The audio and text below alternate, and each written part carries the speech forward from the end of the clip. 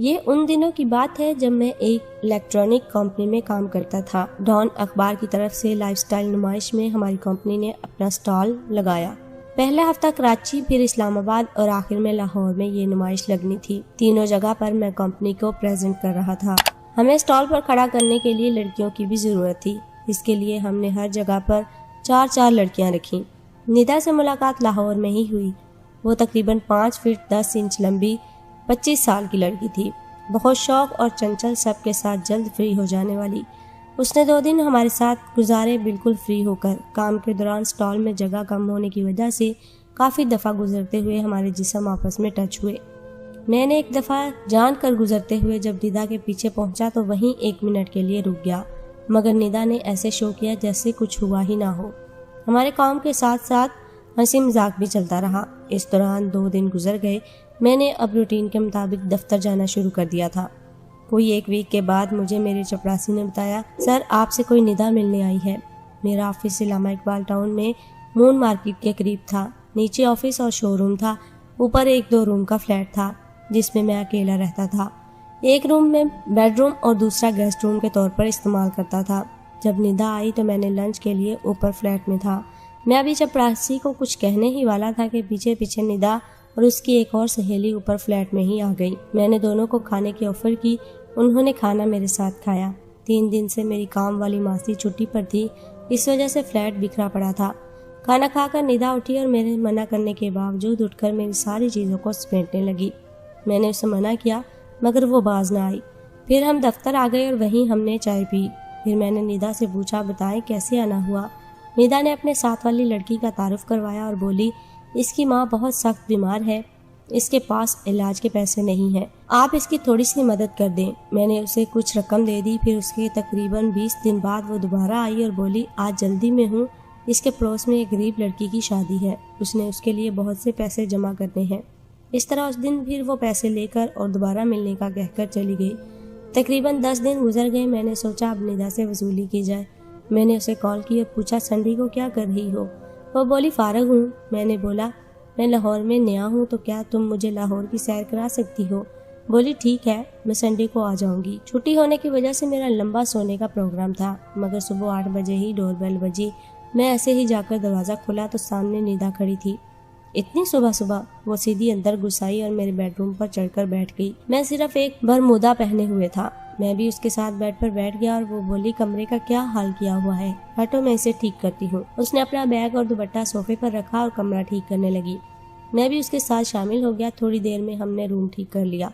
मैंने उसे कहा, वो बैठकर तो देखे और मैं शावर लेकर आता हूँ। मैं बाथरूम में घुस गया और टीवी का रिमोट उसे दे दिया। वीकेंड होने की वजह से रात को मैं एक मूवी ले आया जो कि अभी भी DVD के अंदर ही थी। मेरी आदत थी हमेशा वॉशरूम में नहाता और कपड़े रूम में आकर पहनता था। उस दिन भी मैं रूटीन के मुताबिक अंदर घुस गया और बाद में मुझे याद आया कपड़े तो बाहर हैं। खैर मैंने शावर लेने के बाद निदा को आवाज़ दी और बोला, मेरे कपड़े रूम में हैं, इसलिए वो ज़रा बाहर चली जाए, मैं कपड़े पहन लूँ तो फिर आ जाना। निदा अच्छा कह के दूसरे कमरे में चली गई।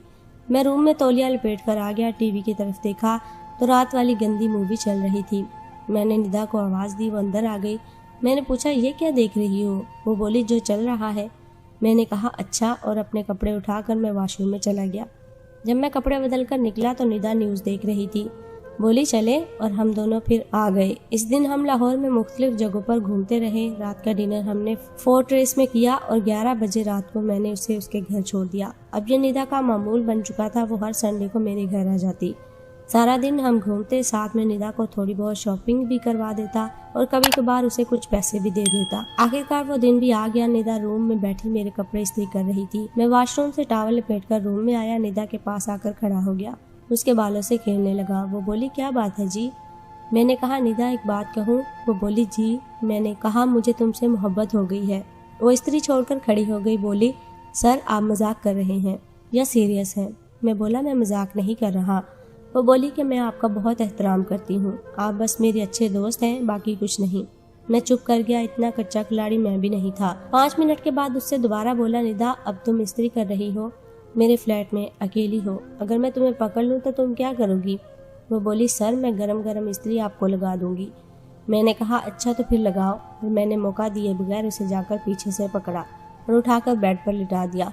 उसके कुछ कहने से पहले ही मैंने उसके गुलाबी गुलाबी होंठों पे अपने होंठ रख दिए और अब उसने भी इंजॉय करना स्टार्ट कर दिया। वो सिर्फ बोलती रही सर ना करे, फिर बेड पर लेट गया। निदा से बोला अब तुम्हारी बारी, इतना प्यार कर सकती हो कर लो। वो बोली कि आप बहुत बुरे हैं, आप मुझे बिल्कुल मौका नहीं दिया। ये कह के वो उठी और उसने कपड़ा लेकर मेरे दोनों हाथ बेड पर खोलकर बांध दिए और फिर एक कपड़ा मेरी आंखों पर भी बांध दिया। अब मैं बिल्कुल नहीं देख सकता था। वो बेड से नीचे उतरी और कपड़े पहनने लगी। थोड़ी देर बाद उसने मेरे हाथ खोले और आंखों से कपड़ा हटा दिया। मैंने बोला बस इतना ही? तो कहने लगी आपको मुझसे मोहब्बत है तो मेरे जिस्म पर नापाक ना करो। मैं समझती हूँ अगर ये काम हो गया तो आप जो मुझसे मोहब्बत करते हो इसके बाद मुझसे नफरत करने लगोगे। मेरे दिल में उसके लिए और मोहब्बत बढ़ गई।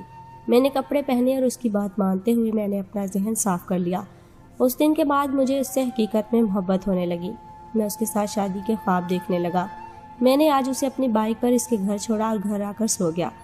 अगले 2-3 दिन तक मेरा और उसका आमना सामना ना हुआ, लेकिन मेरे दिल में उसके साथ मिलने और उसके साथ वक्त गुजारने की तड़प बढ़ने लगी। मैं आने वाले इतवार उसके साथ किसी अच्छी सी जगह पर जाकर उसे अपने दिल की बात बताने वाला था, इसलिए मैं इतवार का बड़ी शिद्दत से इंतजार करने लगा। आखिर हफ्ते की शाम हुई। मैंने उसे कॉल की कि कल आपके लिए एक सरप्राइज है, मैं कहीं खूबसूरत सी जगह पर लंच करेंगे। मेरी बात सुनकर वो खुश हो गई और साथ ही मेरी उस दिन वाली हरकत के बारे में बोलने लगी। मेरे जिस्म के साथ कुछ करने का तो नहीं सोच रखा जैसा आपने उस दिन किया था? मैंने कहा नहीं निदा, ऐसा कुछ नहीं है। आप बस कल फ्री हो मेरे क्वार्टर पर आ जाना। मैं सारी रात उसी के साथ अपनी जिंदगी के ख्वाब देखने लगा। अगले दिन 10 बजे दरवाजे पर बेल हुई। तब तक मैं तैयार हो चुका था। वो अंदर आई। मैंने कहा मैं गाड़ी निकालता हूँ और हम चलते हैं। मैंने उसे आज शहर से दूर एक खूबसूरत होटल में ले आया। रास्ते में वो मुझसे पूछती रही आज क्या सरप्राइज देना है। मैंने उसे अपने दिल की सारी बात बताई कि पहले मेरे दिल में आपके जिस्म के मज़े करने का सोचा था, लेकिन उस रात आपकी वो अदा मुझे बहुत पसंद आई। अब मेरे दिल में आपके लिए सच में मोहब्बत है और मैं आपसे शादी करना चाहता हूँ। मेरे मुंह से शादी का सुनकर वो हैरान हो गई कि सर आप मुझसे शादी करेंगे? जी मैं आपसे शादी करूँगा। निदा दरमियाने घर की लड़की थी, उसे शायद मुझसे ऐसी उम्मीद नहीं थी। उसने बताया घर में मेरी अम्मी और मेरी 2 बहनें हैं जो मुझसे छोटी हैं।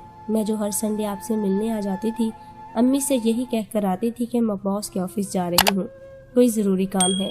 मुझे इसलिए घर से मना नहीं किया जाता था क्योंकि मैं ही अकेली घर का सिस्टम चलाती हूँ।